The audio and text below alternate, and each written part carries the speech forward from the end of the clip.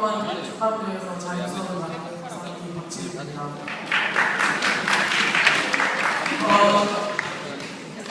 이번 도서 축하로 자유 수업 시간을 배우긴 했지만 실제로 편집자의 역할로서 편집 업무를 하기로 했는데 혹시 여러분은 책이 어떤 과정을 거쳐서 나오실지 알고 계시는 분 계세요? 그냥 책만 아시지 과정을 모르시는 분들이 많이 계시는데 저도 맨 처음에는 딱 책만 알지 그 책이 어떻게 나오는지 어떤 과정을 거쳐서 나오는지 몰랐는데 자립 수업을 통해서 책이 어떻게 나오는지 그리고 출판 시장의 흐름이 어떻게 되는지 배울 수 있었습니다. 또한 실습을 통해서 개별적으로 원고를 선정하고 편집하기도 하였습니다. 책이 나오는 과정에 대해서 설명을 해드리도록 하겠습니다. 첫 번째 원고 생산이라는 과정을 이동하게 되는데 책으로 만들어진 원고를 생산하는 방법은 여러 가지가 있지만 대부분의 출판사가 선택하는 방식은 원고 청탁이라고 합니다. 원고 청탁은 출판사에서 주제의 내용 컨셉을 정하고 저자를 찾아 나서서 일을 하는 방식입니다. 대부분 이 방식을 사용하기 때문에 출판사에서는 기획 편집부라는 부서를 따로 두고 있습니다. 최소 1년에서 2년의 시간을 소요될 정도로 시간이 오래 걸리는 방식이기 때문에 처음부터 기획할 때 남다르게 해야 한다는 것이 중요한 요점으로 사람들이 기억하고 있습니다. 그리고 두 번째는 원고 검토인데요. 기획한 원고가 출판사에서 책으로 내기에 적절한지 오늘날 독자들에게 필요로 한 책인지 토론을 통해서 출간 여부를 결정하고 확정되면 편집 단계로 넘어가게 됩니다. 세 번째가 편집 가공 단계인데요. 본문 원고와 본문 디자인, 표지 디자인을 편집하는데 본문 원고 같은 경우는 3번의 교정 비율을 기준으로 두고 있습니다. 그리고 네 번째는 제작 단계를 거치는데요. 편집을 마치고 여러 가지 방법으로 책을 제작하게 됩니다. 다섯 번째는 홍보 마케팅인데 만들어진 책을 각종 매체를 통해서 사람들에게 홍보를 합니다. 그리고 여섯 번째는 서점 유통인데 각 지역에 있는 서점으로 판매된 책을 보내입니다.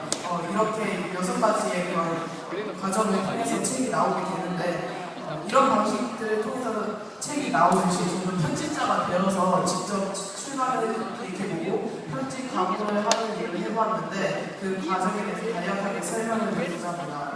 첫 번째는 제공된 7가지 원고 중에서 하나를 선택하고 그 원고 내용을 계속 읽고 원고와 유사한 교사들을 찾아서 조사를 합니다. 그리고 두 번째는 원고를 직접적으로 읽기, 본격적으로 교정 비율 작업을 합니다. 틀린 글자나 문장을 고치는 일을 합니다. 그리고 세 번째는 교정 비율을 마치고 부분 디자인, 글씨체 등의 편집을 하는 일을 합니다. 그리고 네 번째는 포토샵이나 일러스트레이터 같은 프로그램을 통해서 포토샵 작업을 합니다. 그리고 다섯 번째는 다 만들어진 원고와 표지의 인쇄를 만드는 일을 합니다.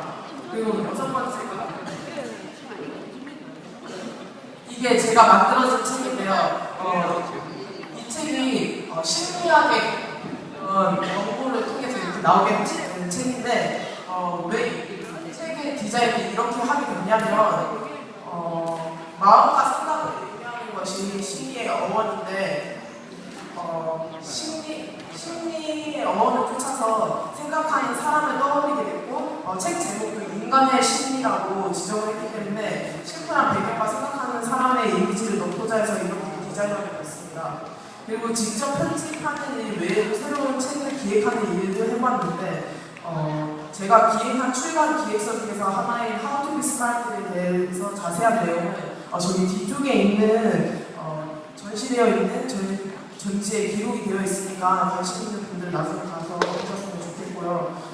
이렇게 출판부에서 여러 가지 실습을 했는데 실습만 한 것이 아니라 가정학습 기간 동안 책과 연관되어 있는 여러 외부 장소들을 견학하는 시간을 가졌습니다. 먼저 첫 번째로 방문했던 곳은 서울 대림미술관에서 주최한 슈파이들의 How to make a book with 슈파이들이라는 전시회였는데 각종 디지털 매체가 전념한 출판 업계에서 아날로그를 지향하는 영향력 있는 출판인으로 남고자 하는 슈파이들의 가치관을 표현하고 있는 전시회였던 것 같습니다.